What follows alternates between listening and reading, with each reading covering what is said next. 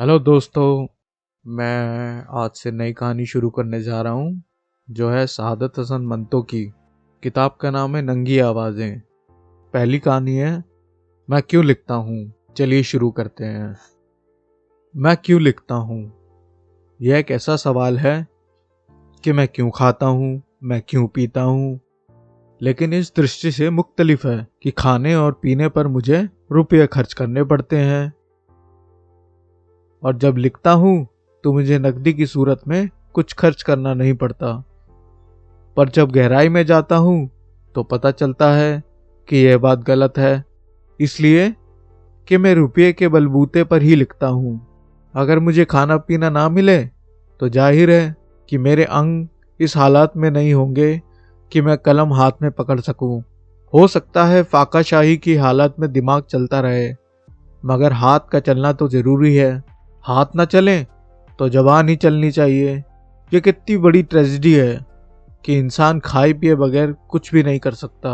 लोग कला को इतना ऊंचा रुतबा देते हैं कि इसके झंडे सातवें आसमान में मिला देते हैं, मगर क्या यह हकीकत नहीं कि हर श्रेष्ठ और महान चीज एक सूखी रोटी की मोहताज है। मैं लिखता हूँ इसलिए कि मुझे कुछ कहना होता है। मैं लिखता हूँ इसलिए कि कुछ कमा सकूं, ताकि मैं कुछ कहने के काबिल हो सकूं। रोटी और कला का संबंध प्रकट रूप से अजीब सा मालूम होता है, लेकिन क्या किया जाए कि खुदा बंदा ताला को यही मंजूर है। वह खुद को हर चीज से निरपेक्ष कहता है। यह गलत है। वह निरपेक्ष हरगिज नहीं है। उसको इबादत चाहिए, और इबादत बड़ी ही नर्म और नाजुक रोटी है, बल्कि यूं कहिए चुपड़ी हुई रोटी है जिससे वह अपना पेट भरता है। मेरे पड़ोस में अगर कोई औरत हर रोज खाविन से मार खाती है और फिर उसके जूते साफ करती है तो मेरे दिल में उसके लिए जरा भी हमदर्दी पैदा नहीं होती। लेकिन जब मेरे पड़ोस में कोई औरत अपने खाविन से लड़कर खुदकुशी की धमकी देकर सिनेमा देखने चली जाती है और मैं खाविन को 2 घंटे सख्त परेशान हालत में देखता हूँ, तो मुझे दोनों से एक अजीब व गरीब किस्म की हमदर्दी पैदा हो जाती है। किसी लड़के को लड़की से इश्क हो जाए तो मैं उसे जुकाम के बराबर अहमियत नहीं देता, मगर वह लड़का मेरी तवज्जो को अपनी तरफ जरूर खींचेगा जो जाहिर करे कि उस पर सैकड़ों लड़कियां जान देती हैं। लेकिन असल में वह मोहब्बत का इतना ही भूखा है कि जितना बंगाल का भूख से पीड़ित बाशिंदा। इस बजाहिर कामयाब आशिक की रंगीन बातों में जो ट्रेजेडी सिसकियां भरती होंगी, उसको मैं अपने दिल के कानों से सुनूंगा और दूसरों को सुनाऊंगा। चक्की पीसने वाली औरत जो दिन भर काम करती है और रात को इत्मीनान से सो जाती है, मेरे अल्फाजों में हीरोइन नहीं हो सकती।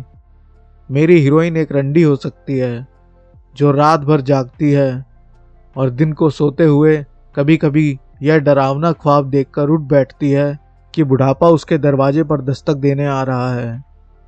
उसके भारी भारी पपोटे जिनमें वर्षों की उचटी हुई नींद जम गई है, मेरे अफसानों का विषय बन सकते हैं। उसकी गलाजत, उसकी बीमारियां, उसका चिड़चिड़ापन, उसकी गालियां, ये सब मुझे भाती हैं। मैं उसके मुतल्लिक लिखता हूँ और घरेलू औरतों की सस्ता कलामियों, उनकी सेहत और उनकी नफासत पसंद को नज़रअंदाज कर जाता हूँ। सआदत हसन मंतो लिखता है इसलिए कि वह खुदा जितना बड़ा अफसाना साज और शायर नहीं, यह उसकी अजीजी जो उससे लिखवाती है। मैं जानता हूँ कि मेरी शख्सियत बहुत बड़ी है और उर्दू साहित्य में मेरा नाम बड़ा है। अगर यह खुशफहमी ना हो तो जिंदगी और भी मुश्किल बन जाए।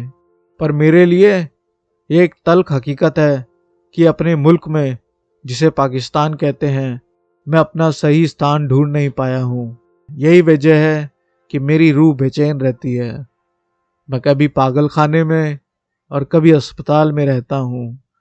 मुझे पूछा जाता है कि मैं शराब से अपना पीछा क्यों नहीं छोड़ देता। मैं अपनी जिंदगी का 3/4 हिस्सा बदपरहेजियों की भेंट चढ़ा चुका हूँ।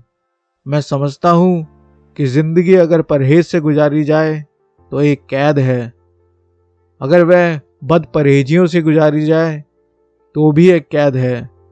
किसी न किसी तरह हमें इस जुराब के धागे का एक सिरा पकड़कर उधेड़ते जाना है, बस यही जिंदगी है। तो कैसी लगी आप लोगों को ये भूमिका, जरूर बताइएगा।